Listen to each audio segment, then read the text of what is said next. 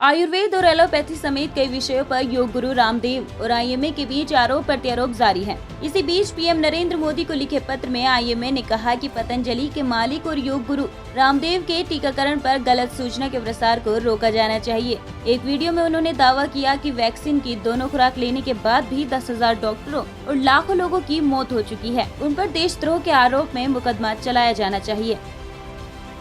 Gaza में Israel और फिलिस्तीनी के बीच 11 दिन तक चली लड़ाई के बाद युद्ध विराम और फिर गाजा क्रॉसिंग खुलने पर सभी देशों ने खुशी जताई है। आपको बता दें, इजराइल के इस कदम के बाद हमले से प्रभावित इलाकों में पीड़ितों की मदद करने में भी तेजी आई है।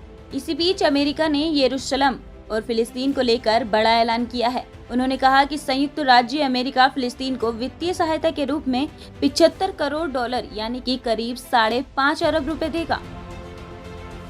भारत में कोरोना की दूसरी लहर को लेकर संयुक्त राष्ट्र की रेजिडेंट कोऑर्डिनेटर रेनाटा देसालियन बेहद हैरान हैं। इसे देखते हुए सरकार को महामारी की तीसरी लहर के लिए अपनी ठोस तैयारियां करनी होंगी। आपको बता दें, संयुक्त राष्ट्र को दिए गए एक साक्षात्कार में उन्होंने कहा कि संयुक्त राष्ट्र इस संकट के समय में भारत के साथ खड़ा है और हर संभव मदद कर रहा है। साथ ही उन्होंने कहा कि महामारी की पहली लहर के दौरान मामलों के तेजी से बढ़ने में 6-7 महीने लग गए, इसीलिए इसकी तैयारियों के लिए भी समय मिल गया। लेकिन दूसरी लहर के दौरान संक्रमण के मामले बहुत तेजी से बढ़ रहे हैं। ओडिशा और पश्चिम बंगाल के तटीय इलाकों में कहर बरपाने के बाद भले ही चक्रवात याश कमजोर हो गया हो, लेकिन तूफान झारखंड तक पहुंच गया है। आधी रात के बाद चक्रवात झारखंड में प्रवेश कर गया है। हालांकि झारखंड में प्रवेश करते ही चक्रवात की गति धीमी हो गई है।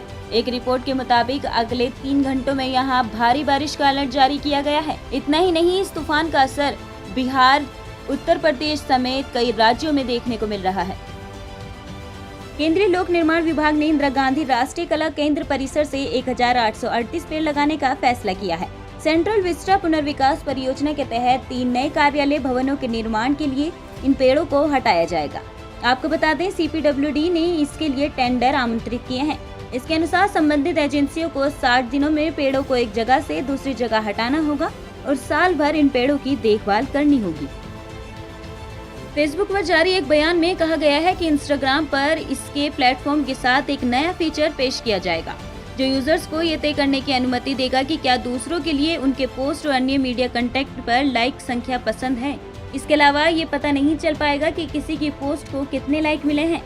अब सभी के पास अपनी पब्लिक जैसी गिनती छिपाने का विकल्प होगा, ताकि वो ये तय कर सकें कि उनके लिए क्या कारगर है।